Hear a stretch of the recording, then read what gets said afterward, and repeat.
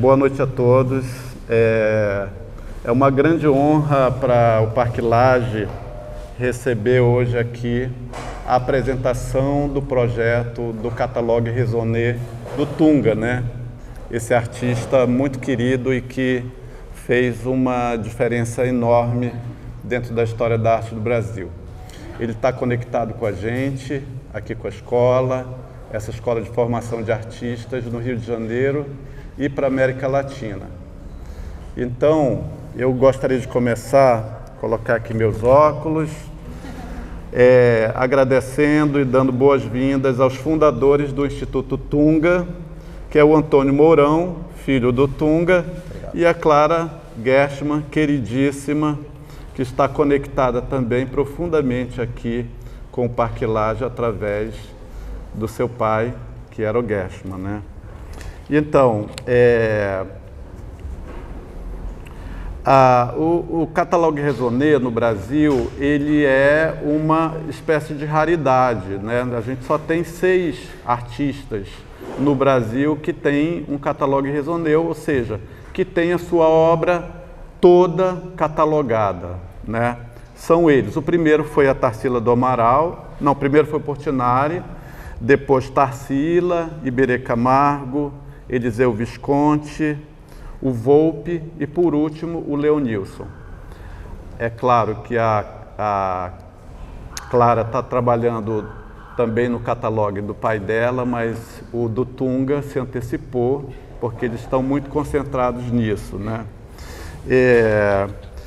A criação de um Catalogue Raisonné é muito importante, especialmente para o universo dos museus, da museologia, né, e da comunicação e da pesquisa.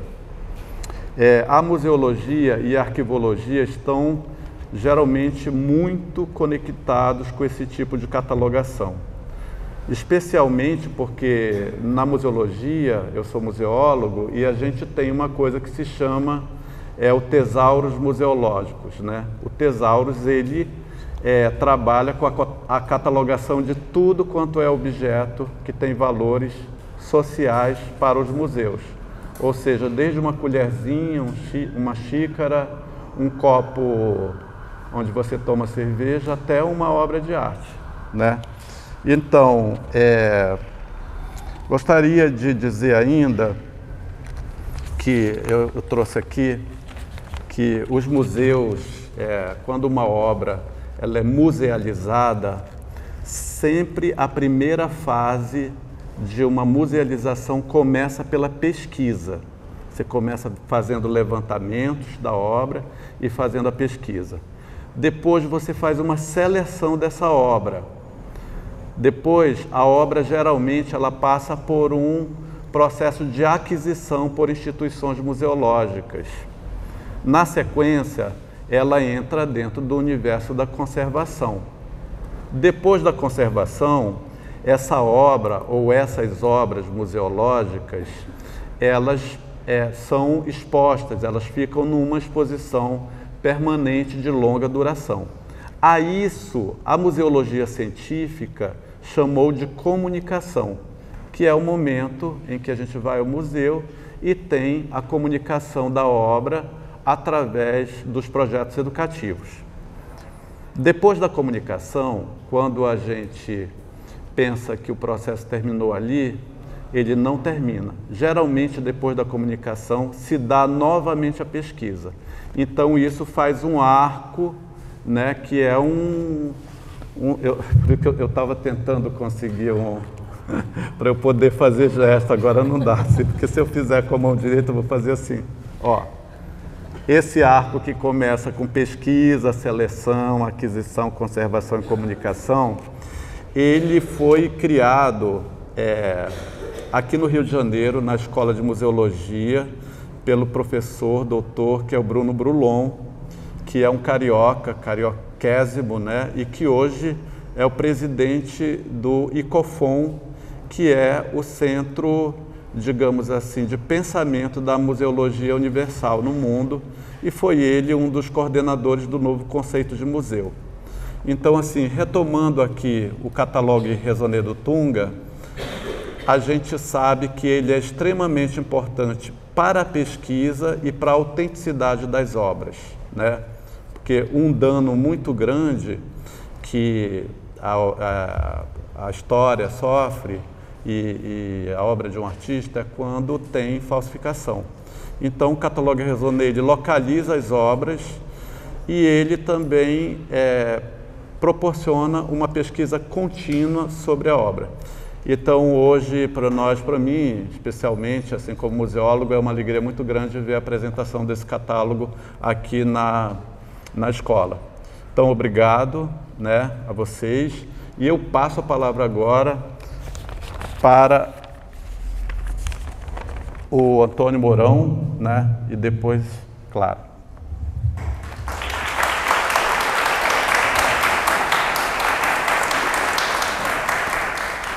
Obrigado, Alberto. Quero agradecer o espaço aqui, muito gentil, muito generoso. A Escola de Artes Visuais, né? Rio de Janeiro, cidade onde meu pai viveu e fez muita história, muitos amigos, vários presentes aqui.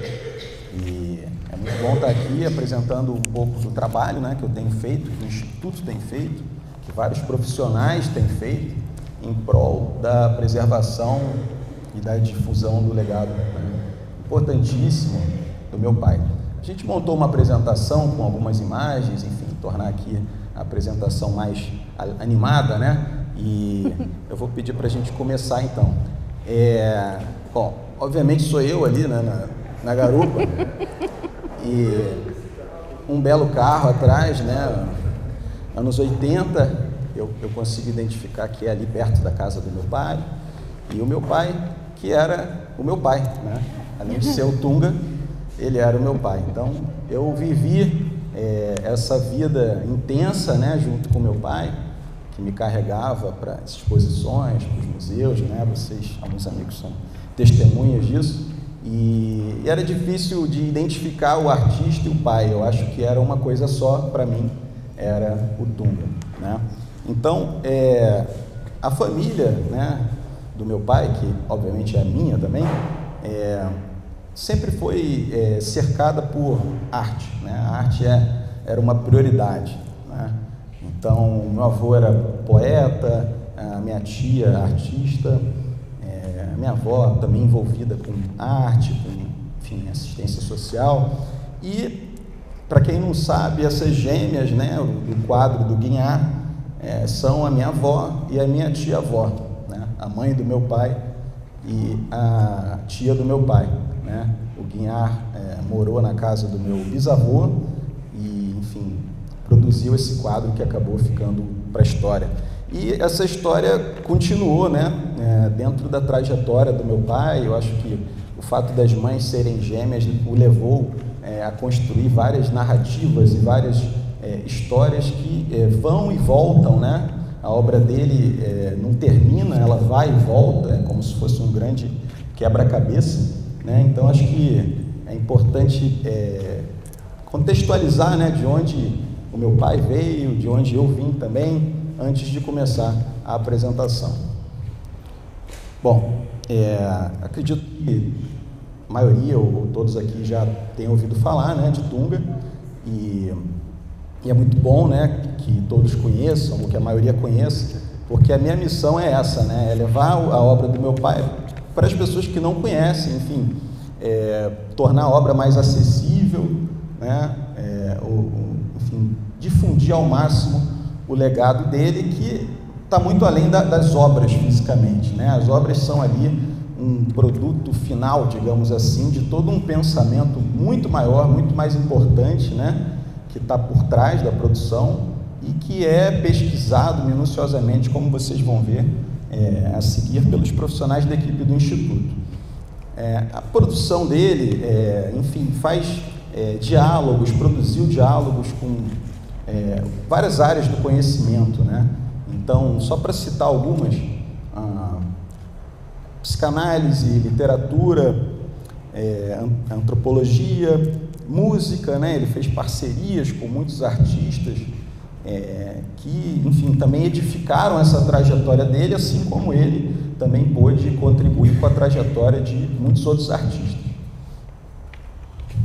Pois é, então ele era muito intenso, né, como vocês podem notar, e se envolvia, né, ele era parte da obra, né, muitas vezes se entregava nas performances e produzia cenas como essa, né, e como várias outras, sempre provocando, né, não era uma coisa assim só para causar, né, mas tinha uma provocação, né, chamar atenção para questões que a própria obra apresentava, e eu acho que ele conseguia, né.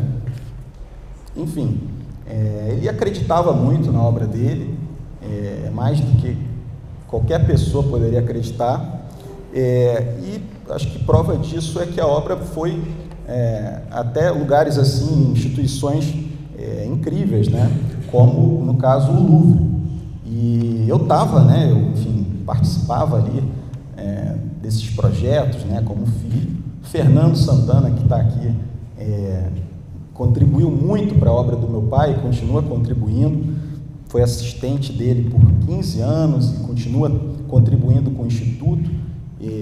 Então eu fui testemunha dessa história e agora, enfim, construindo uma nova história após essa história aqui com essa equipe.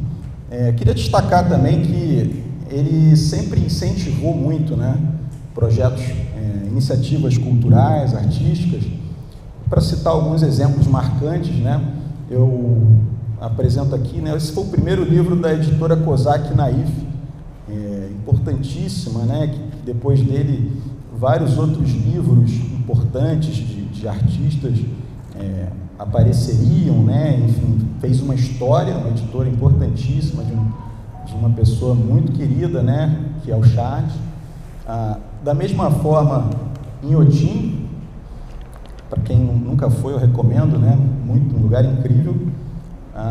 Ele participou daquele momento inaugural, né, de Inhotim. Essa é a primeira galeria de Inhotim, com essa obra que eu acho marcante, né, assim, talvez a que eu mais gosto, chamada True Rouge.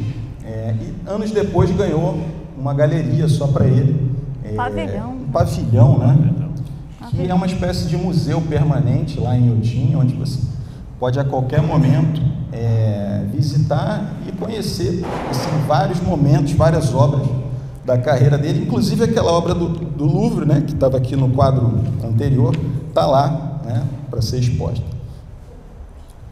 Bom, feita essa breve apresentação, vamos lá. Uma produção, como eu falei, muito grande, né? Um artista que se apresentou de várias formas, em vários suportes, fotografia, desenho, filme, música, enfim, é um grande quebra-cabeça que a gente está já mapeando. E importante dizer que quando ele falece, né, muito cedo, né, em 2016, eu não trabalhava com ele, mas decidi me reinventar para poder cuidar dessa história, desse legado. E ele tinha uma equipe, né, de pessoas que trabalhavam, de profissionais, que muito ajudou nesse momento, nessa transição, né, de um ateliê de artista para um instituto, um local de guarda, de preservação, né, de um legado.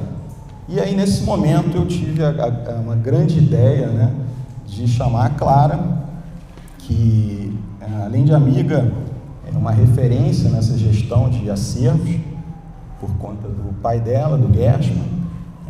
Ela já havia criado o Instituto Gershman, né, enfim, vários anos antes, então ela traz essa expertise. A gente monta uma equipe, né, reformula uma equipe, mantendo, é claro, as pessoas profissionais da época do meu pai, mas novos profissionais se juntam, né, museólogos. Essa falha é dela, estou sendo avisado aqui, mas eu prometo que eu já estou terminando. E, vamos lá, mas não acabou não.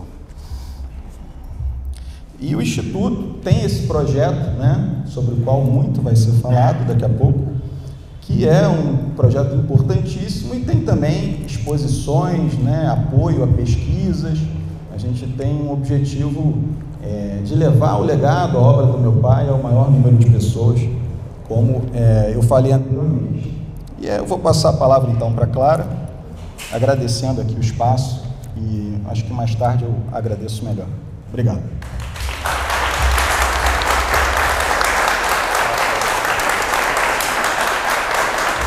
Uau, casa cheia, muito feliz. Obrigada pela presença de todos, boa noite. Obrigada por nos receber, esse lugar tão caro, especialmente para mim, e era para o Tunga também. Então, a Escola de Artes Visuais do Parque Lage é uma segunda casa. Vamos lá, como o Antônio já comentou um pouquinho, eu acho que o mais importante começar falando é do entendimento dele como filho, do tamanho do legado que ele recebeu, né? Eu acho que nós não estaríamos aqui se o Antônio não tivesse tido esse entendimento rápido. Isso é importante a gente ressaltar. Então, quando ele me convida para essa aventura, que foi fundar um instituto, na verdade a gente começou em 2016, o instituto vem logo em seguida em 2017, a gente imagina, né, onde a gente quer chegar com essa obra agora pós-Tunga, né? Então, pode passar. O Instituto, ele é sem fins lucrativos, uma ONG, uma organização social. Ele fica na antiga sede do ateliê aqui no Rio. E ele vinha com o ateliê funcionava com uma equipe formidável. O Fernando Santana está aqui, tem o Leonardo, uma equipe que estava com o Tunga há anos e muito afinada, né? E aí eu chego para justamente trazer novos profissionais para a gente juntos pensar nessa memória, né, nesse patrimônio e nesse legado, né? Como é que a gente vai tratar o acervo daqui para frente, né? Então, quando a gente fala do acervo, normalmente as pessoas estão pensando nas obras de arte, né? Mas vai para muito além disso. Na verdade, a gente está falando de arquivo, né? A gente está falando toda a parte das fotografias deixadas, as correspondências trocadas, os recortes de jornais, todo um material audiovisual super importante. Então, o acervo ele é vasto, né? Ele é complexo, ele é amplo, muito mais do que somente, entre muitas aspas, as obras.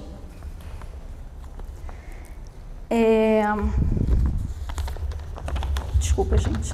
Acho que também é importante a gente comentar que o espaço do ateliê dele, que abriga hoje a sede do Instituto, foi sendo transformado, né? Claro, enquanto ele produzia, enquanto ele estava em plena, né, atividade, era um ateliê. Então, hoje não, hoje é um espaço de guarda, né? A gente está falando de reserva técnica, a gente está falando de mapoteca, a gente está falando do mobiliário adequado, enfim. Então, a gente foi fazendo toda essa transformação espacial com a chegada desses técnicos, né? Isso vai marcando justamente essa passagem de ateliê de artista para acervo de artista. E eu gostaria também de aproveitar, antes que essa equipe linda comece de fato a entrar na apresentação do assunto que a gente tem hoje, que é falar a respeito do convite para esse desafio, né? A gente estava em 2019 ainda muito pensando qual era a nossa missão, quais seriam nossos valores enquanto instituto, né? Onde a gente queria chegar. E o Itaú veio com uma proposta, veio com um desafio de, olha, eu acho que vocês têm que fazer um catálogo raisonné, vocês estão com tudo muito fresco, vocês têm a memória das pessoas que conviveram com ele, vocês têm os dados, está tudo muito recente, né? E aí, com isso, a gente começa a desenhar e pensar, então, que projeto é esse. Chamamos a Cristina Pena, que é uma especialista no assunto, para vocês terem uma ideia, ela fez o primeiro catálogo raisonné brasileiro, até o Alberto já falou, que foi do Portinari, depois Eliseu Visconti, enfim, ela trouxe mesmo essa expertise, né? Ela implementou conosco o projeto e coordenou até o ano passado, comigo, com o Antônio, com a Tânia, com a equipe que já vai falar mais no detalhe para vocês. Outra coisa que é importante a gente pontuar é que o projeto, quando idealizado, nesse início de entendimento do acervo, a gente imaginava que seriam 3 anos, mais ou menos, de trabalho, e que a gente teria algo cerca de 7.000 projetos, desenhos, gravuras, fotografias, ou seja, os bidimensionais.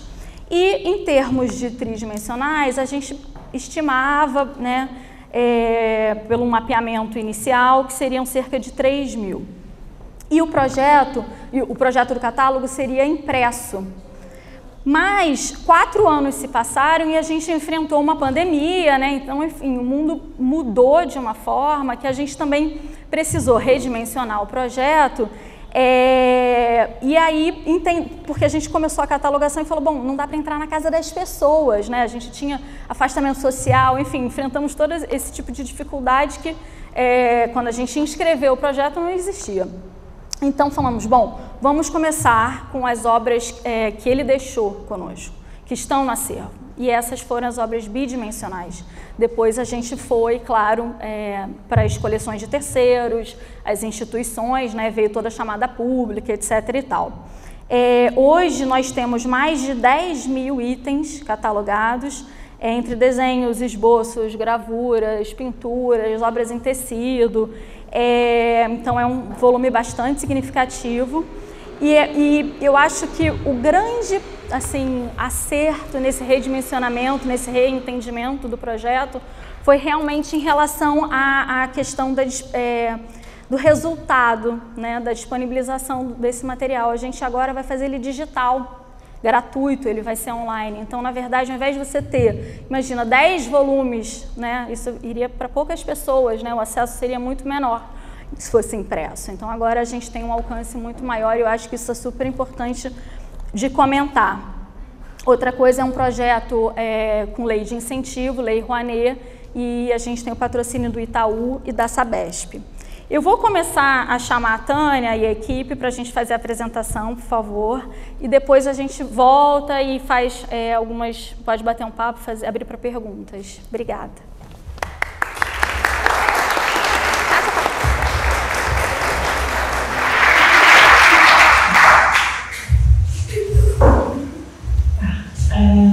Meu nome é Tânia Bozé, eu sou assistente de coordenação do projeto do catálogo Fuga.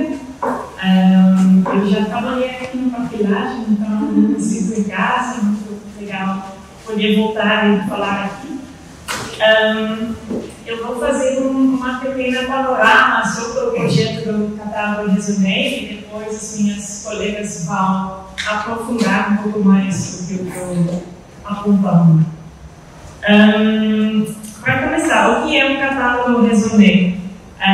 O Alberto já falou um pouco sobre o catálogo Resumé, mas vou resumir brevemente. O catálogo Resumé é uma publicação sobre a obra completa de um artista, o que está incluindo projetos, esboços, maquetes, a obra total. É uma publicação...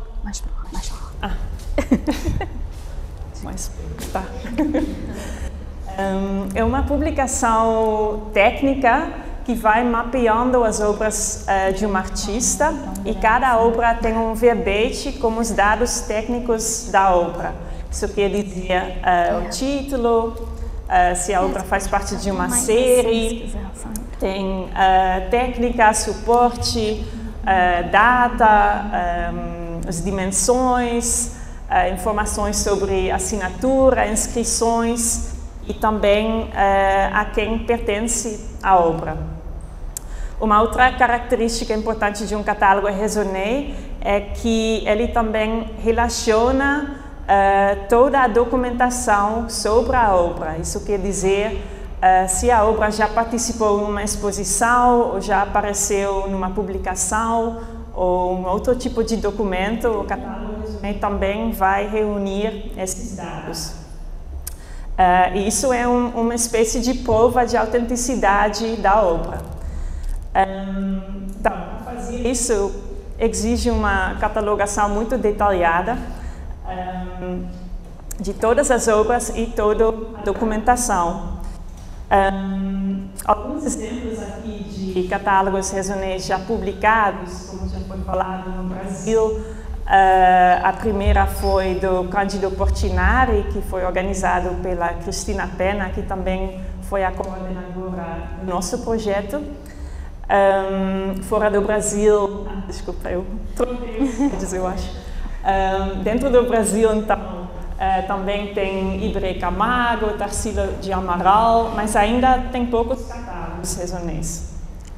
Fora do Brasil, tem, por exemplo, do Picasso, Andy Warhol, e dá para ver que sempre são muitos volumes, né, porque é a obra completa.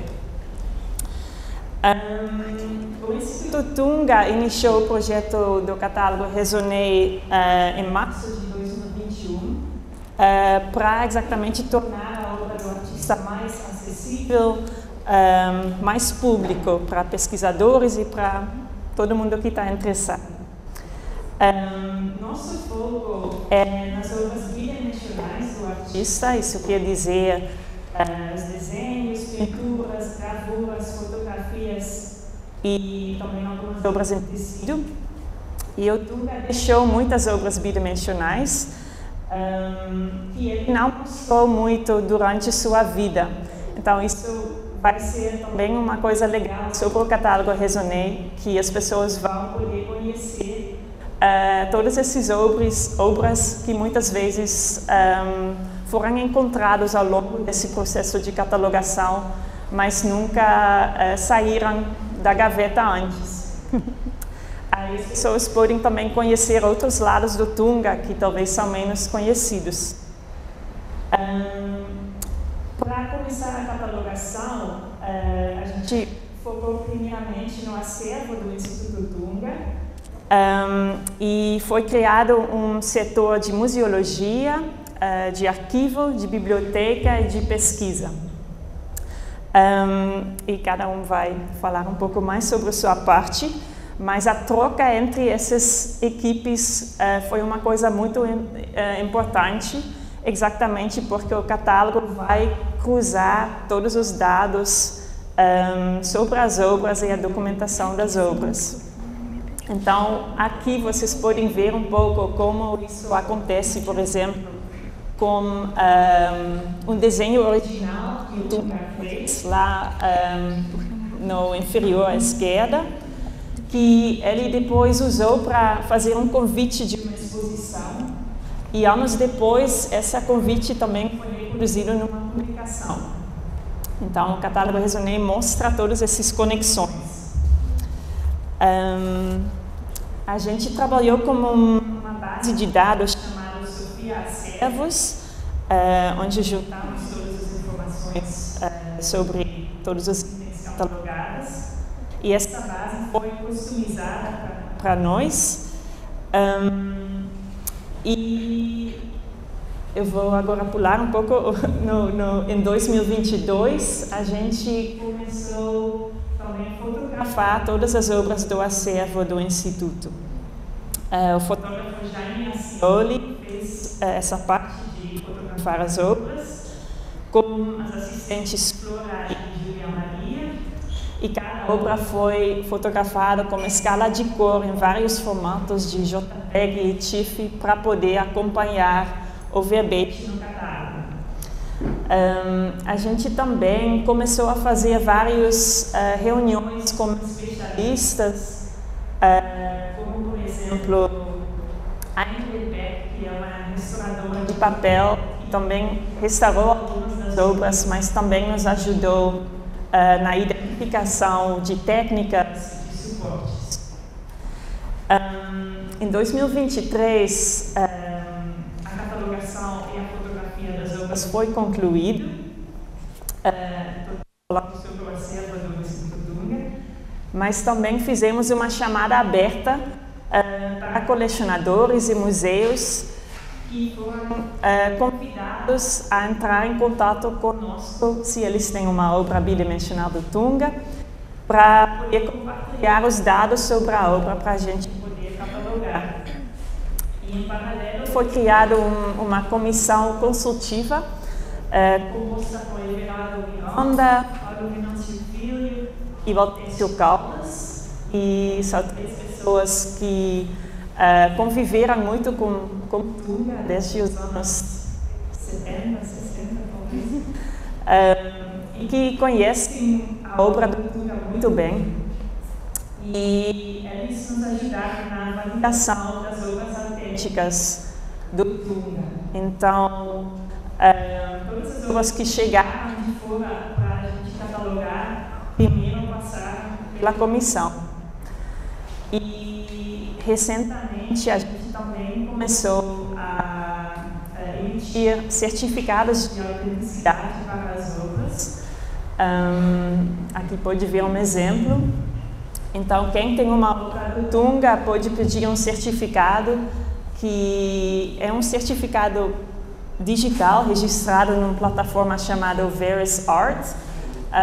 Está registrado no blockchain e isso também facilita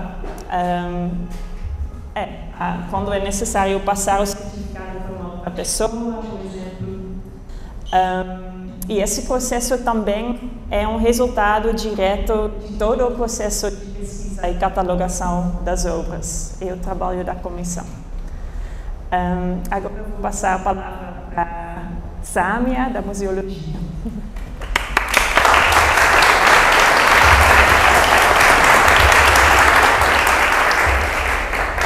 Bem, boa noite a todas e todos. Meu nome é Sâmia, eu sou museóloga do Instituto Tunga. Trabalhei no projeto do catálogo Raisonné durante quase 3 anos, né? A gente ainda está trabalhando nesse projeto. E eu vou apresentar aqui um pouco das etapas do nosso trabalho, tá? Nós éramos uma equipe de 4 museólogos e nós fizemos todo um trabalho de requalificação do espaço do Instituto Tunga e também de uma triagem inicial das obras e estudos, exercícios, né, de toda a produção bidimensional do artista, que se encontrava primeiramente na casa dele, em caixas, assim, um material que nunca tinha sido mexido, então a gente teve que fazer esse primeiro reconhecimento, então a gente não sabia muito bem o que encontrar, né, que tipo de natureza, né, de objeto que a gente estava trabalhando, tipo de suporte, então a gente teve que fazer essa triagem inicial. Nós tentamos fazer uma separação primeiro por tamanho, para ajudar a gente a ter uma dimensão, né, de qual seria, né, na necessidade de trabalhar no espaço. Nós também fizemos uma primeira higienização, separando do que estava num estado de conservação muito ruim, e que não poderia ser trabalhado num primeiro momento. Nós arrumamos o espaço, enfim, a equipe, Daniele, Alice, João, eu. E as etapas que eu trago, né, elas estão em sequência, mas elas foram acontecendo simultaneamente em diferentes frentes de trabalho. Concomitante a isso, nós fizemos uma migração, né, de 2.416 obras que já existiam catalogadas na base que o próprio artista ele já possuía, que era a base Tango. Então tinha, né, uma preocupação dele já inicial na documentação desse acervo, o que é um diferencial, assim, não são todos os artistas, né, que têm essa visão. Então ele já tinha esse controle, já fazia um histórico mesmo, né, de obras saindo, entrando, participação de exposições, então ele se preocupava com isso já, inicialmente, e nós migramos para o sistema que foi utilizado no catálogo Raisonné, que é o sistema Sofia, né, sendo desse quantitativo 1.198 obras bidimensionais a princípio, né, esse quantitativo ele cresceu durante o caminhar do projeto. Todo o trabalho, né, teve a coordenação da Cristina Pena, como já foi falado, e foi muito importante porque já com o conhecimento dela no catálogo Raisonné, a gente pôde fazer adequações, né, em como a gente ia trabalhar nos campos de documentação da base, aproveitando também o conhecimento dela em outros catálogos, né, quais são as informações necessárias. E a gente foi adaptando para a realidade, né, de um artista contemporâneo, que é o Tunga. Todo o trabalho também, a gente esteve em conversa, em diálogo com o Fernando, que está aqui, que trabalhou anos com Tunga, que foi muito importante porque a gente teve que fazer uma imersão mesmo, né, no universo do Tunga, um universo muito particular, com um vocabulário muito próprio, uma linguagem artística que nós da equipe, né, também estávamos nos deparando ali pela primeira vez. Então as orientações do Fernando, toda a troca com ele, né, até hoje foi muito importante e ainda é muito importante, né, para continuar com o legado mesmo do Tunga. A gente também teve trocas interinstitucionais, isso foi muito importante. Nós tivemos uma visita de especialistas em fotografia do Instituto Moreira Salles, para a gente trocar mesmo como a catalogação, principalmente do acervo de fotografia, era feito no Moreira Salles, de como a gente podia adaptar para a realidade do Tunga. Então, o Tunga também, um acervo grande de fotografias, e alguns desafios, por exemplo, né, tem uma foto que é uma obra, e aí o Tunga ia e aí tirava uma foto da obra, que depois era reproduzida em outra publicação. Então, como a gente trabalha, né, com esses diferentes tipos de documento, como a gente cataloga e insere numa base, reconhece como obra ou não, ou apenas registros. A gente também teve uma aula importante com a Márcia Mello, também especialista em fotografia, uma aula mais técnica e prática para a gente saber um pouco, identificar algumas técnicas da fotografia, né, principalmente com as técnicas mais modernas, de impressão colorida, enfim, técnicas em gelatina. Então tem uma diversidade grande também que ela, enfim, ajudou a gente a identificar. Também a visita do Guilherme Rodrigues, que trabalhou com Tunga também, especialista em gravura, né, um acervo muito grande de gravuras. O Tunga trabalhou com serigrafias, litografias, monotipias, então foi importante também a gente conseguir fazer essa diferenciação, que às vezes simulava muito uma com a outra, muito parecido. Ele ia trabalhando de uma serigrafia, depois fazia uma litografia, enfim, vice-versa, também com as questões das edições. Outro desafio muito grande foram as técnicas utilizadas pelo Tunga. Assim como a obra tridimensional, que usa muitos materiais inusitados, né, muitos materiais assim vindos da indústria, né, ímã, ferro, metais. Na obra bidimensional do Tunga, a gente se deparou também com uma diversidade, né, de técnicas e uma dificuldade também de identificá-las, porque a gente fazia testes, né, com o material que a gente conseguiu organizar e identificar, só que técnicas muito parecidas, que a princípio lembram algum tipo de aguada, mas que às vezes era uma tinta de tecido sobre papel, uma tinta vitrílica sobre papel, pó de ferro, maquiagem. Então tudo isso também foi um grande desafio para a gente, né? Do que naturalmente a gente está acostumado mais com guache, aquarela, né? Então a gente se deparou aí com um novo universo também. Bem, em uma das etapas também importantes foi a higienização de toda essa produção, né, bidimensional, suportes de papel. A gente está vendo aqui a higienização mecânica que a gente fazia com trinchas. E após ela, a gente também fotografou tudo antes da fotografia profissional, porque, enfim, como essas etapas estavam acontecendo todas ao mesmo tempo, a gente precisava já inserir na base, né, para fazer a catalogação. Então a gente precisava desses registros também, mesmo que amadores, né, e sem muita qualidade, para a gente conseguir depois recuperar essas obras. Aqui, como eu falei, né, os registros, a gente trabalhou com obras em tamanhos, dimensões muito grandes. Essa obra daqui tinha mais ou menos 6 metros, né, e do lado mais de 3 metros, então também foi um desafio a gente conseguir pensar, né, no acondicionamento, como insere uma imagem assim na base, toda a medição que a gente também tinha que fazer. E o acondicionamento também, como acondicionar obras de grandes dimensões, né, ainda é um desafio, ainda estamos trabalhando nisso, mas muita coisa, a maioria da obra já está acondicionada e tivemos que fazer, né, um acondicionamento mesmo, otimizando o espaço com um quebra-cabeça, mesmo que você vê, tem obras de um tamanho de 6 metros e aqui de 5 centímetros, né, então tipo... uma variedade muito grande, né? Nós acondicionamos em folders de papel neutro para tentar isolar elas. Muitas obras foram feitas em pastel seco, então o material que sai muito facilmente, então a gente isola essas obras, né, e mantém elas separadas, sem fazer essa transferência de técnicas.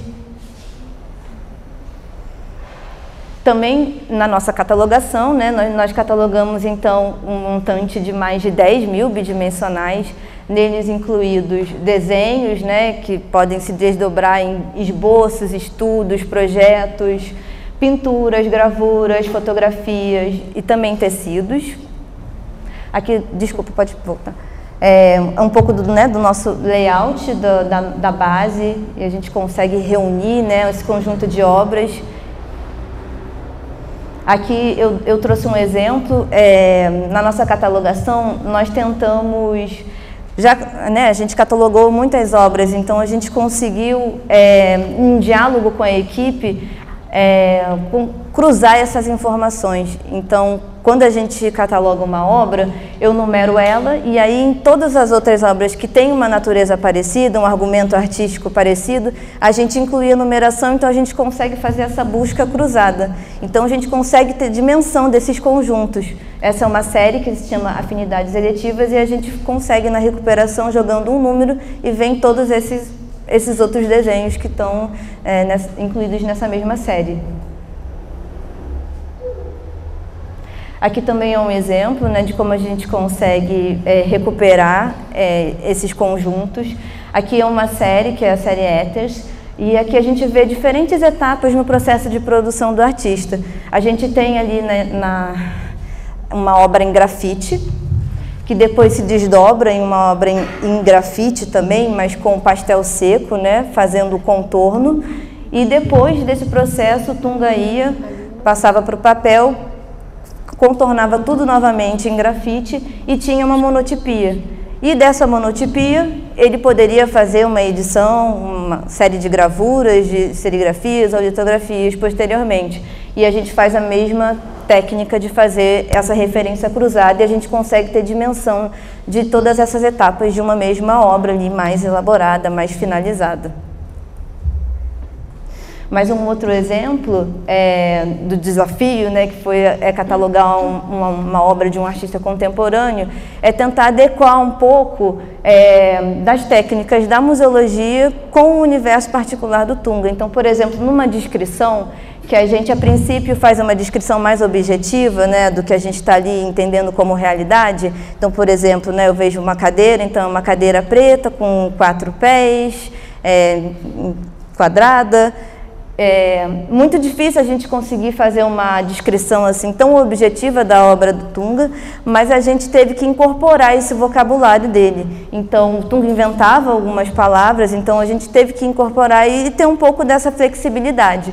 Então, nessa obra, né, a descrição fica, a gente inicia com a técnica, né, e o suporte. Então, ficaria serigrafia sobre papel, composição na cor preta, representando figura feminina trigestante, flutuando sobre líquido borbulhante. Dos seios jorram fluidos que se transformam em uma grande nuvem com formas circulares, em alusão a pérolas. Então é quase como se fosse uma descrição literária, né? Poética.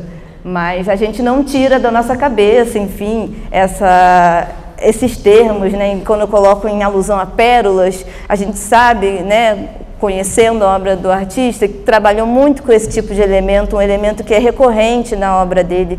Então a gente traz essa dúvida, sugere essa dúvida, né, de alusão a pérolas. E aqui também é um exemplo de como a gente faz essa referência cruzada entre as obras, que eu consigo recuperar tudo que tem a ver com esse desenho, com essa composição.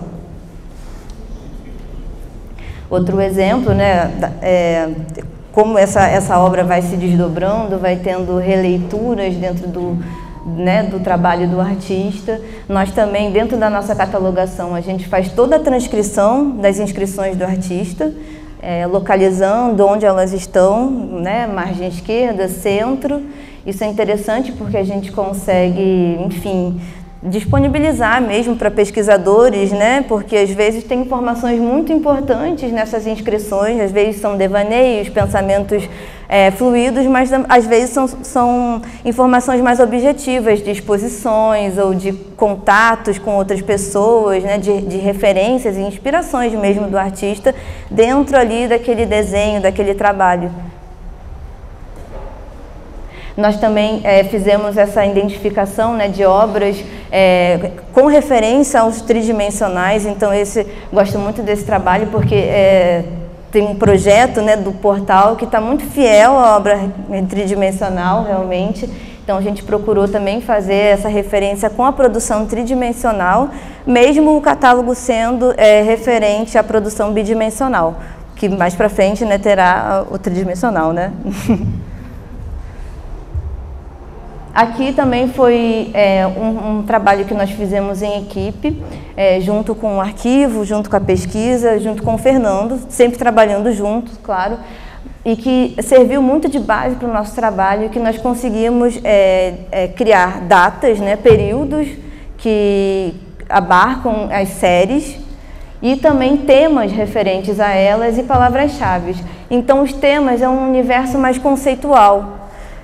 Então você vê que é um vocabulário muito próprio do Tunga, que também foi feito baseado em muita pesquisa, produções do próprio Tunga, né, bibliografia, também produção de pessoas escrevendo sobre Tunga, próprio Fernando também, e as palavras-chave que são mais indexadores, então são palavras mais objetivas, né, que estão mostrando mesmo que está se apresentando ali na obra, como mondrongo, bengala, taça, garrafa, funil, caldeirão, sino, são esses objetos que se apresentam ali, são formas mais objetivas e os temas já abrem para um campo mais subjetivo. A gente produziu um manual de catalogação. Isso foi muito importante porque o trabalho da museologia, né, numa base de dados, precisa ser padronizado. Então, a entrada das informações, elas precisam estar minimamente ali controladas. Então, a gente usa esse vocabulário controlado e a gente orientou a catalogação de campo a campo nesse manual, de como a gente está fazendo, como a gente está entendendo esses campos. Por exemplo, quando eu falo dos indexadores, né, se eu quero procurar... por exemplo, serpente ou cobra, a gente tem que saber que a equipe usa serpente, então a gente vai indexar por esse termo, então a gente tem toda essa relação. É isso. Eu passo agora para a Júlia. A Júlia vai apresentar agora um pouco do trabalho da pesquisa. Obrigada. Nada.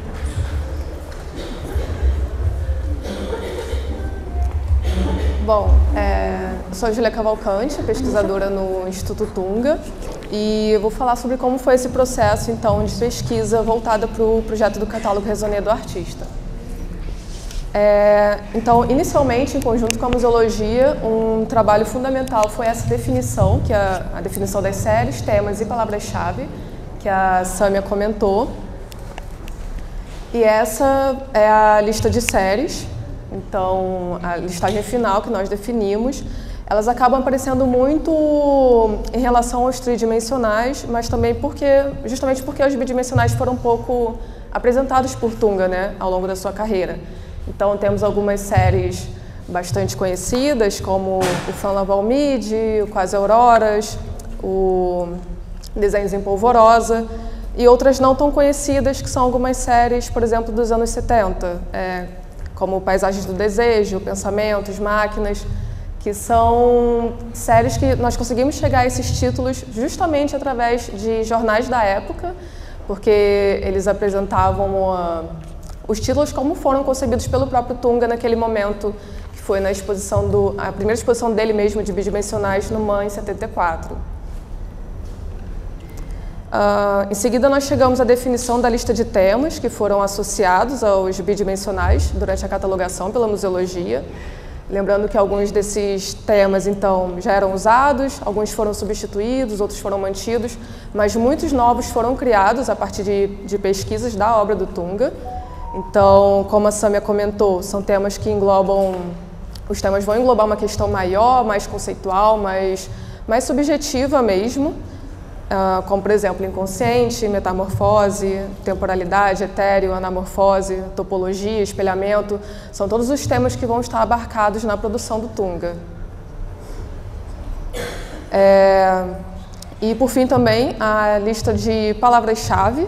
Nesse caso, como a Samia comentou, elas são mais descritores de elementos mais concretos mesmo na obra, que você vê claramente e que são usados como indexadores dos trabalhos, como mesa, mondrongo, osso, crânio, tipiti.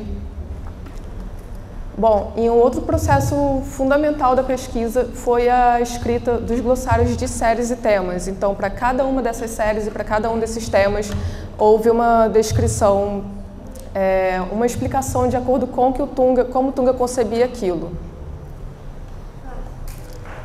Bom, então, para essa escrita dos glossários, o principal critério foi partir do próprio Tunga. Assim, aspas, citações, trechos de como o Tunga mesmo concebia e compreendia aquele determinado assunto e aquela determinada série.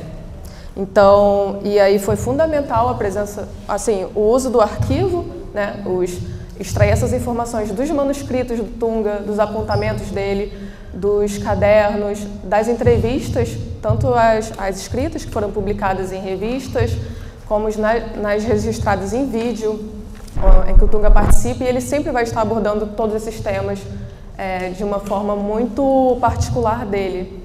E um outro ponto é que quando não se encontrava, então, uma descrição do próprio Tunga sobre o tema, aí sim se recorria a uma produção intelectual de terceiros, né, como artigos, teses, escritos de pesquisadores, de críticos, mas a prioridade era sempre partir do Tunga para ver como ele compreendia aquela série, aquele tema. E um outro ponto é que todo esse processo de escrita dos glossários passou pelo Fernando, né, todo momento. Então, ele sempre inserindo informações, dando explicações, dando sugestões e acompanhando todo esse processo de escrita dos glossários. Então, aqui são algumas imagens que ilustram um pouco esse processo, e foi mesmo ir continuamente lendo as fontes, extraindo os termos, as palavras mais frequentes que dão corpo a um tema maior. Pode passar. Aqui são mais algumas fotos, né? Então, é realmente uma imersão onde não é possível você recorrer a uma só fonte, você tem que ir para tudo que havia disponível, né? E todas essas informações, elas se cruzam, se misturam, então acaba sendo um caos organizado, porque tudo isso fica temporariamente disperso comigo, mas depois cada um desses arquivos e desses livros retornam para o seu lugar específico no arquivo e na biblioteca. Então, aqui é um exemplo de 2 entradas de séries que exemplificam a construção dessa escrita, né? Como o From Lavalmide, que em uma entrevista de 2014, o Tunga vai explicar um pouco sobre a série nas palavras dele, então fazendo referência à alquimia, os processos de transformação da matéria. Uma outra série é A Cada 12 Dias Uma Carta, que em uma entrevista para um jornal de 2007, o Tunga vai falar exatamente sobre como se deu a origem dessa série, que vem de cartas que ele vinha recebendo naquela época, cartas anônimas e enigmáticas, que depois descobrimos que era do Botica. Então, as descrições foram seguindo esse padrão de aspas do Tunga e em seguida os temas e palavras-chave correlatas à série. Aqui são 3 exemplos de entrada de glossários dos temas. Então, esse primeiro, por exemplo, sobre o eterno retorno, as aspas foram extraídas de um registro de um vídeo de uma aula que o Tunga deu aqui no Parque Lage. Então, onde ele vai falar sobre a questão do toro, do túnel sem fim, questões de temporalidade, onde é possível associar o eterno retorno e como ele concebia isso. Um outro tema é o onírico, então aqui são aspas que foram retiradas de uma entrevista, onde ele vai falar sobre a lógica do sonho, da suspensão de noções do real. E é um processo muito bonito ir fazendo essas leituras e vendo como que o Tunga entendia cada um dos seus temas, das séries, do modo dele. Um terceiro exemplo é o tema da aferição, por exemplo, porque em muitas obras nós vemos muita presença assim, de balanças, pêndulos, termômetros, E aí, quando você vai no caderno do Tunga, você encontra exatamente um trecho onde ele explica isso, porque é a presença desse tema. Então, ele vai escrever, por exemplo, trabalho com medidas e medir. Determinar a verdadeira grandeza das coisas sempre foi uma paixão, quase uma obsessão. O mundo sempre me pareceu carecer de medidas precisas. Atribuo mesmo a atual desordem reinante à falta de espíritos rigorosos e métricos. Então, é exatamente isso, assim, um trecho que ilustra como que o Tunga vai conceber esse tema da maneira dele e aí explica por que isso é tão frequente na obra como um todo. E também, ao longo de toda essa escrita, foi muito interessante e destacando mais termos e temas e palavras caras ao Tunga, que quando você vai associando umas com as outras, tudo acaba fazendo sentido de uma forma única e ampla ao mesmo tempo. E dá uma outra camada de compreensão e entendimento da obra dele. Uma outra etapa da pesquisa foi a busca por materiais não catalogados. Então, ainda nesse processo foi realizada uma extensa busca por novos periódicos, jornais, a produção intelectual de terceiros ainda não catalogados, como artigos, ensaios, teses, dissertações. E nessa busca, muitas coisas novas foram aparecendo. Foi uma quantidade muito grande mesmo. Então, de novos periódicos, novas exposições que não sabíamos que Tunga tinha participado, diversos cursos que Tunga deu, palestras que ele também ministrou, parcerias com diversas pessoas, e aí vimos como que a rede de relações do Tunga era muito extensa, premiações que não sabíamos que ele tinha recebido, a atuação em diversos filmes e vídeos, participação até mesmo em teatro, com a produção de cenários de peças, e principalmente obras tridimensionais e bidimensionais. Muitas obras desconhecidas foram aparecendo nesse processo. E toda essa imersão, ela contribuiu principalmente para que fosse possível fazer uma atualização da cronologia do artista, indo então desde toda essa trajetória do Tunga, desde o nascimento até o falecimento. Então, para essa atualização, primeiro foi feita uma checagem a partir das biografias já existentes, batendo as informações umas com as outras e utilizando todo o material disponível no Instituto, principalmente arquivo e biblioteca. Então foram fundamentais os documentos pessoais do Tunga, documentos pessoais mesmo, assim, certidão de nascimento, passaporte, carteirinhas da escola, os documentos pessoais. Até mesmo os documentos dos familiares presentes no Instituto auxiliaram muito todo esse processo. As inúmeras correspondências, as fotos, os cadernos, o material audiovisual, os periódicos, livros. Então, toda e qualquer fonte disponível sempre acrescentava uma nova informação. E, assim como a escrita dos glossários, foi uma imersão, então, em todos os tipos de fontes, abrangendo não só a vida do Tunga, mas também da família. O da família foi fundamental para que entendesse o Tunga de uma maneira mais ampla. Assim, o contexto que ele esteve inserido no passado acaba dizendo muito sobre ele no período da sua atuação artística. Para essa pesquisa também foi fundamental a conversas com pessoas próximas ao Tunga, né, que conviveram com ele diretamente. Então, como a comissão consultiva, o Paulo Venâncio, o Valtércio Caldas e o Everardo Miranda, para descobrir questões principalmente desse período inicial de produção dele, sobretudo anos 70 e 80, eles têm muita informação não só da produção, mas também de questões pessoais da vida do Tunga. Uma outra conversa fundamental foi com o Gonçalo Melo Mourão, o irmão do Tunga, que está aqui presente. Ele deu informações fundamentais da infância e a adolescência do Tunga, que é um período pouquíssimo desconhecido, não se tem praticamente nada publicado a respeito, então foi fundamental ouvir o que o Gonçalo tinha a dizer do período que eles moraram no Chile, com experiências muito interessantes com a Universidade de Valparaíso, através do Gerardo, né, o pai. Também o contexto em que eles cresceram, um ambiente de muita erudição, com o Gerardo.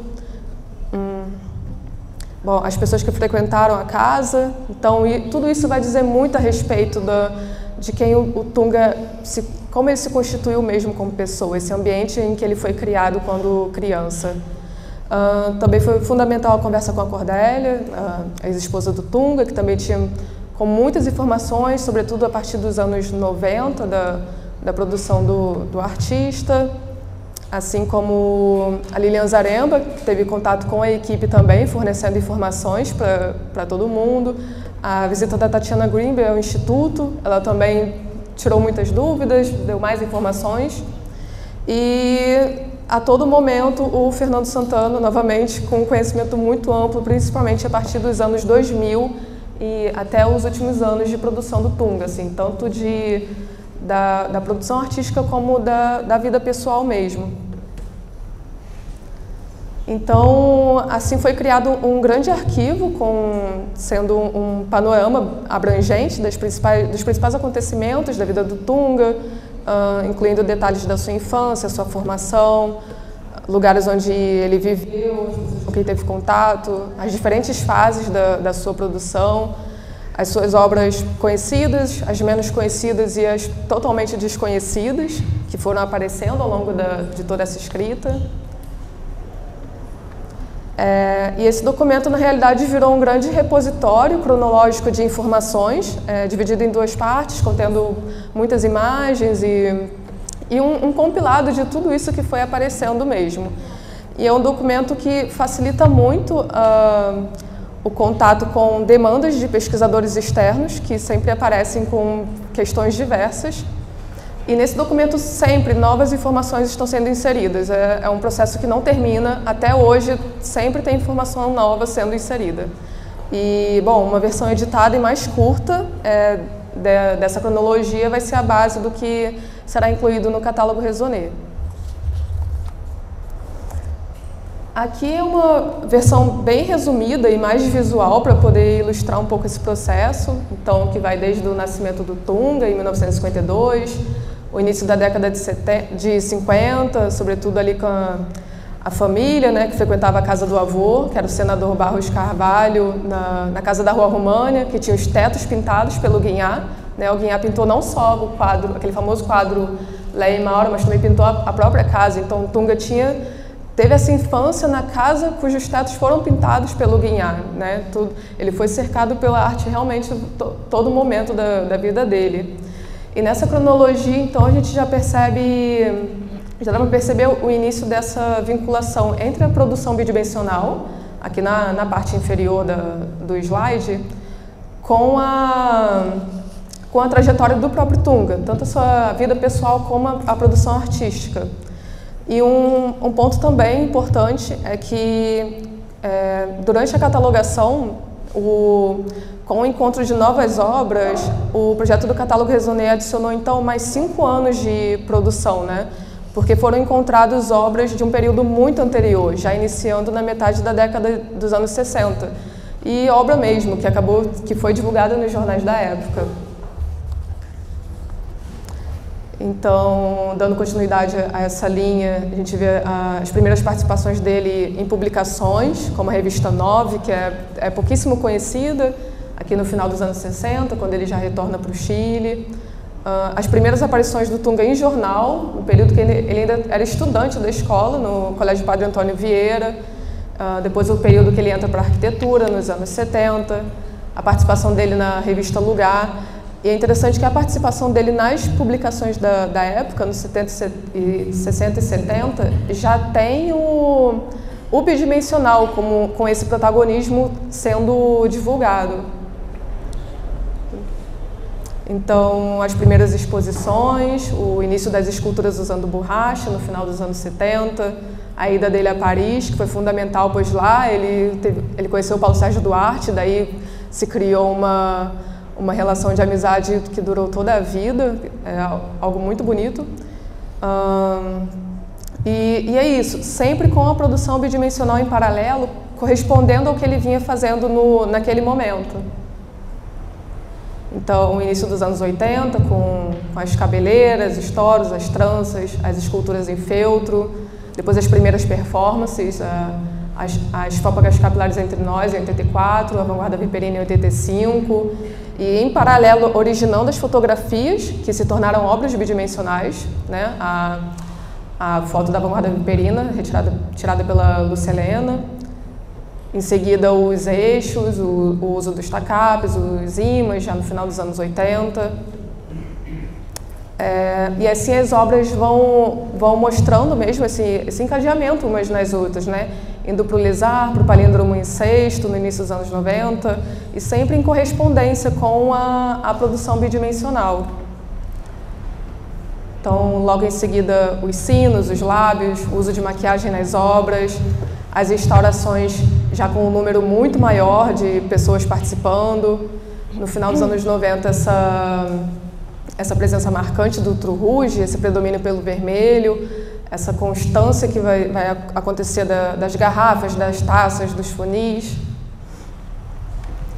Os anos 2000, que se inicia com essa presença muito marcante dos mondrombos, que vão aparecer então de diversas formas, em performances, em joias e de várias outras maneiras. As moscas, que reaparecem depois de muito tempo, já tendo aparecido na década de 70. Os dentes, os crânios, as asas, as luminárias, os alfinetes, e também aparecendo sempre em relação aos bidimensionais. Os fanógrafos, os portais, os anos 2000 com as marionetes, os dedais, os morrotes, as morfológicas. E então, em 2016, ele falece. E aí, então, dessa maneira, vendo a produção do Tunga dessa forma, por mais que ele não acreditasse em uma visão linear de tempo, né, mas sim sempre no eterno retorno da temporalidade, é possível ver quando um tema, um assunto, uma questão, um material aparece pela primeira vez e quando ela vai reaparecer posteriormente, já intrincado e relacionado com outro assunto, tema, material, questão. E aí você vai vendo como tudo aquilo ali vai se cruzando, como as obras se relacionam, como elas são desdobramentos mesmo umas das outras, elas vêm e vão, elas se perpassam e elas vão reaparecendo a todo momento ao longo das décadas, né? E como isso se traduz nos bidimensionais também, não é algo à parte, é todo um processo simultâneo. Então, vendo o todo, fica claro como há essa unidade da produção de modo geral, como várias décadas se unificam em uma obra coerente, onde tudo se integra muito bem, desde as primeiras obras, lá com 15, 16 anos, até as últimas, com 60 e poucos anos, né? Então, isso explica também o quantitativo de obras bidimensionais, porque a produção do Tunga não se concentrou em períodos específicos da sua carreira, mas ela foi contínua durante toda a vida. Então, para finalizar, aqui é uma frase do Tunga mesmo que ilustra exatamente isso. Então ele diz: na minha obra, toda realização temporal dissolve a noção de tempo. Há uma noção de contínuo na qual o começo pode ser encontrado em qualquer ponto, em qualquer momento da produção. É um contínuo resgate de obras anteriores ou posteriores. O fim da ideia de começo é talvez o início da noção de frentes de trabalho, descobertas, portas abertas que levam a caminhos que se entrecruzam. Então é isso, é uma frase onde o Tunga explica muito bem esse eterno retorno da sua produção, que é o que torna ela única mesmo. Agora eu vou passar a palavra para a Martina, que é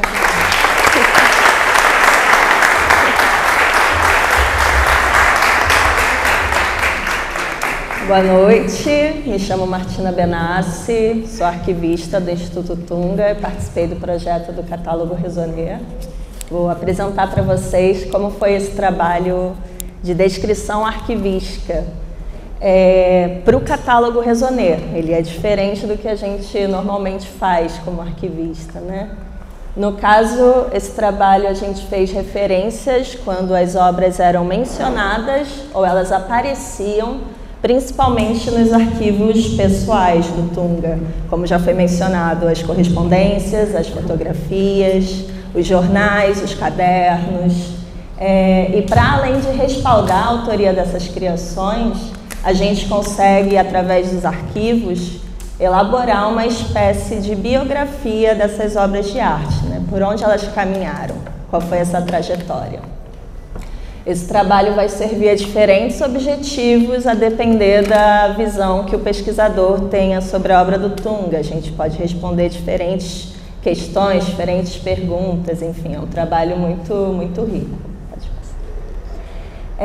A descrição é uma etapa fundamental nesse processo de organização dos documentos. Ela já é desafiadora por si só, mas quando a gente fala de arte contemporânea, é claro que tem uma coisa a mais. A gente precisa equilibrar o conhecimento técnico que a gente aprende, né, botar os campos corretos da ficha, mas também a gente precisa ter uma sensibilidade profissional para entender o que está sendo dito naquele documento, porque nem sempre a informação ela vem de uma forma muito concreta, principalmente, né, no campo artístico, as pessoas usam muito da subjetividade, descrições mais visuais do objeto, então como profissional a gente precisa ter, nesse trabalho do Tunga, uma visão subjetiva também, usar um pouco do nosso inconsciente para poder fazer o trabalho. E o caminho é fazer uma imersão para buscar estratégias que condigam esse objetivo da descrição, da catalogação. Então, quando a gente entrou no Instituto para o catálogo, a gente ficou imerso no Tunga, leu livros, viu as obras, assistiu os filmes, entrevistas, para tentar conhecer um pouco. E a gente vive conhecendo sempre mais, parece que o Tunga sempre se apresenta de uma forma nova e diferente, sempre descobrimos um novo Tunga, mas essa imersão inicial foi muito importante para poder iniciar esse trabalho. Aqui eu trago só um exemplo para vocês verem. Aqui é uma correspondência do Andrés Hernández, do MAM. Ele informa que as obras da autoria do Tunga, intituladas Sem Título, participam da exposição Gabinete de Desenhos, no MAM, iniciando em 14 de março, terminando em 29 de abril, com a curadoria da Magnólia. Aqui ele chama a obra de Sem Título, justamente a obra se chama Sem Título, e como a gente consegue essa informação? Aqui eu trago a imagem das obras para vocês e eu já vou mostrar as fichas e falar como a gente consegue identificar do que ele está falando. No caso, ele se referia a essas duas obras. Pode passar. Aqui é uma ficha do arquivo, onde a gente tem os campos comuns da descrição, né? A data, a série, número de páginas. Mas um campo interessante que eu gosto de destacar é o documentação correlata. Como a Júlia trouxe, a Sâmia, todo mundo fala, né, desse eterno retorno, das conexões, como tudo se liga. Eu acho que esse campo, documentação correlata, ele traduz um pouco isso, porque é aqui que a gente coloca o código de outros documentos do acervo que são mencionados, que estão relacionados a esse documento. Então, no caso, se na correspondência falasse Tunga, havia sua reportagem sobre a Bienal de São Paulo, que saiu no Globo. Enfim, se a gente tivesse esse periódico no arquivo, o código dele entraria na documentação correlata, assim como o código da correspondência entraria na ficha do periódico também. Então, os documentos eles vão conversando entre si, e é bom ter essa visão, como eu falei, mais sensível, para, enfim, recordar, lembrar dos termos. Já vi esse jornal aqui no arquivo. Pode passar. Outra parte que é mais subjetiva, né? A parte subjetiva do documento, a data, um resumo do assunto. Temos esse campo assunto, onde se divide entre vida profissional e vida pessoal. E a partir daí a gente destrincha se o documento está falando de uma viagem, se está falando da família, uma exposição, uma feira, se menciona a obra. Ali a gente também tem um campo de pessoas, isso ajuda também as pessoas que foram mencionadas naquele documento. Isso também ajuda, a Magnólia, no caso, era curadora, então você se associar ao campo de instituições, exposições e obras, isso conta uma história, né? Esses campos são interessantes, também não são muito comuns na descrição arquivística tradicional, mas como a gente está falando de um catálogo Raisonné, é essencial que tenha esse campo de instituições mencionadas, exposições. Cada exposição foi catalogada na base de dados, também recebendo um código, e esse código vira um link. Então, se você entra no código da exposição, você consegue encontrar todas as obras relacionadas a ela, todos os documentos, os livros. As obras, como eu mostrei para vocês, elas também têm um código, as duas obras que eu mostrei, as imagens. Enfim, descrição física desse suporte. Pode passar. Controle, quem fez a catalogação. Aqui, no caso, a museologia já tinha catalogado essas obras e tinham colocado a informação que essas obras tinham participado da exposição chamada Gabinete de Desenhos. Então, acaba que o tempo todo a gente se procura, né, na pesquisa, na museologia, no arquivo, na biblioteca, todos os setores alimentam as informações uns dos outros para dar um sentido a tudo que a gente tem ali, a toda a riqueza do material. Então, eu busquei na base de dados, dessa vez tinha informação na ficha da obra que ela esteve numa exposição. Pode passar. Os arquivos também vão auxiliar na complementação das informações sobre as obras. Aqui no caso, e muitas vezes o arquivo ele vai revelar ou confirmar informações sobre as obras de arte, pode ser de uma maneira mais informal, como a gente vê aquela cartela de digitalização. Ela já vem com título, data, quem foi a fotógrafa, tem uma etiqueta dizendo onde foram expostos esses bidimensionais, isso tudo alimenta a nossa base. Aqui o Tunga, nesse documento, o segundo documento, o Tunga escreve à mão o título das obras. Ali está escrito a descrição da imagem e o Tunga manualmente escreve o título, o que também nos ajuda. Aqui já é um documento mais formal, é um acordo de consignação. A gente tem informações das fotografias, como as edições, as medidas, se está assinado e numerado. Então, enfim, os documentos eles são fundamentais.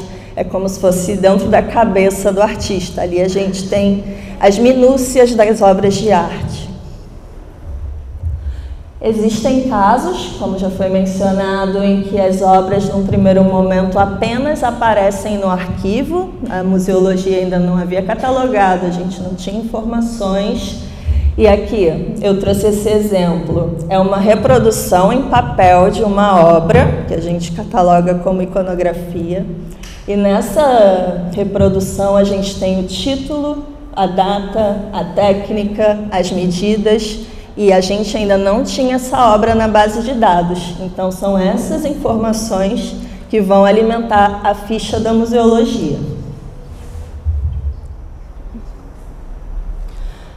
Aqui boto o exemplo para vocês de como ficou a ficha da obra de arte. Vocês veem que são as mesmas informações que apareceram naquela reprodução, e a museologia faz a referência de que essas informações estão presentes nos documentos. A catalogação foi feita a partir daquele documento. Aqui eu trago alguns exemplos mais visuais de como a obra de arte pode aparecer nos arquivos.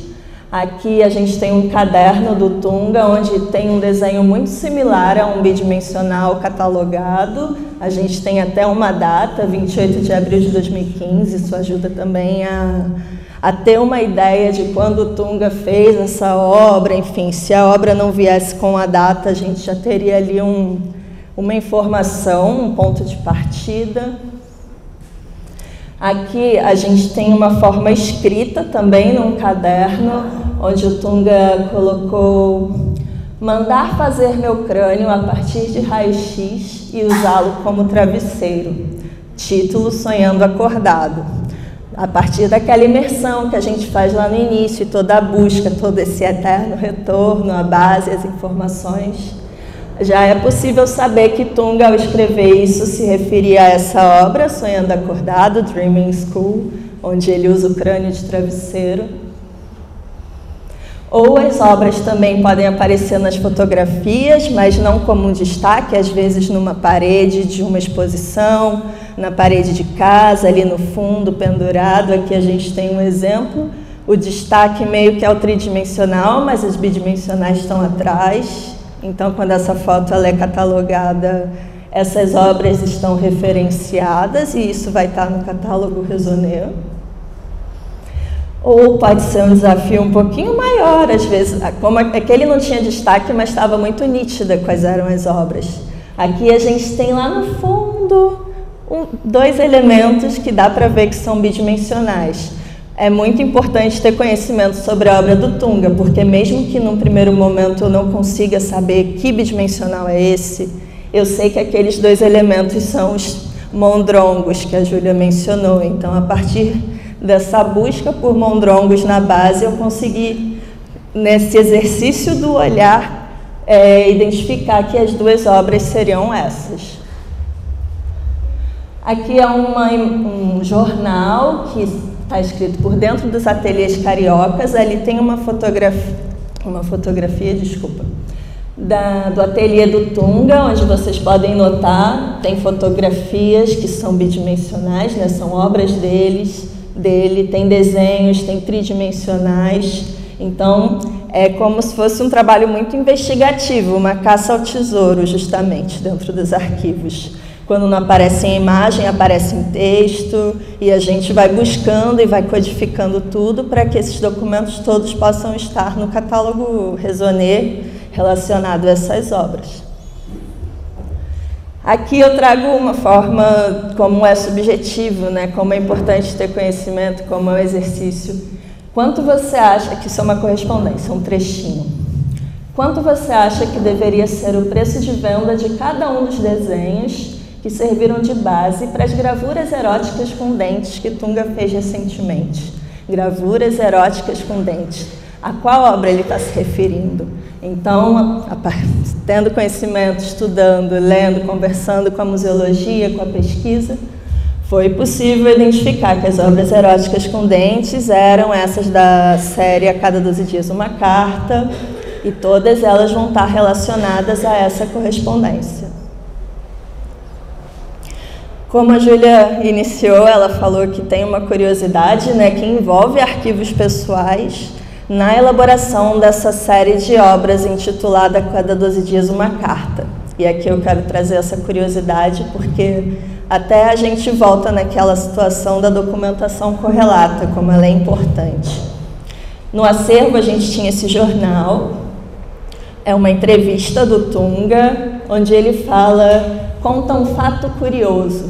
Ele começou a receber uma série de cartas anônimas, enigmáticas, num período de... A cada 12 dias ele recebia essas cartas, né, enigmáticas, e a partir daí ele começou a criar uma série de ilustrações que ele intitulou A Cada 12 Dias Uma Carta. Até aqui tudo bem, só que lá no acervo a gente tinha 6 cartas muito enigmáticas. Uma delas, do envelope, tinha até areia dentro. Eu abri e espalhei areia por todos os cantos. As cartas eram bem interessantes, assim, bem artísticas. E, no primeiro momento, se eu não tivesse me recordado desse jornal, enfim, se ele não existisse no acervo, se eu não tivesse relacionado a nada, enfim. Essas cartas, elas seriam catalogadas sem data, elas não têm data, não têm remetente, não tem muito um assunto, são realmente enigmas, então elas entrariam na base de dados como cartas enigmáticas enviadas a Tunga, sem nenhuma outra informação. Mas a partir do momento que eu me dou conta de que o Tunga, numa entrevista, fala que recebeu cartas e etc., e fez a série de desenhos em cima dessas cartas, essas cartas enigmáticas já ganham todo um valor, já estão atreladas a essas obras, elas estão correlacionadas ao jornal, o jornal está correlacionado às cartas e as obras estão relacionadas a tudo. Então a gente já tem aqui uma história muito interessante. Era o Botica que enviava essas cartas em 2006, enfim, a gente já tem aqui uma história muito interessante sobre essa série de bidimensionais do Tunga, né? Então aqui a gente já está contando uma história. E na produção do catálogo Raisonné é diferente porque, nesse caso, a descrição arquivística ela tem a obra de arte como um protagonista central do nosso olhar. O artista não fica de lado, mas a obra é o tesouro ali que a gente está caçando, né? E aqui trazendo para vocês esse empenho no trabalho com os arquivos pessoais, a gente revela a importância no que diz respeito ao conhecimento e o reconhecimento público das produções artísticas do Tunga, né? Enquanto objetos que são dotados, para além dos aspectos concretos, como as medidas, os materiais, né? Enfim, a obra ali por si só. Mas elas são dotadas também de histórias. E essas histórias, elas estão nas gavetas, mas também vão alcançar o mundo, o público, e entrelaçadas, ou até melhor dizendo, trançadas, né, para trazer um termo do Tunga. Essas histórias das obras estão trançadas à biografia do artista. Então, no final, a gente está fazendo um trabalho bem completo.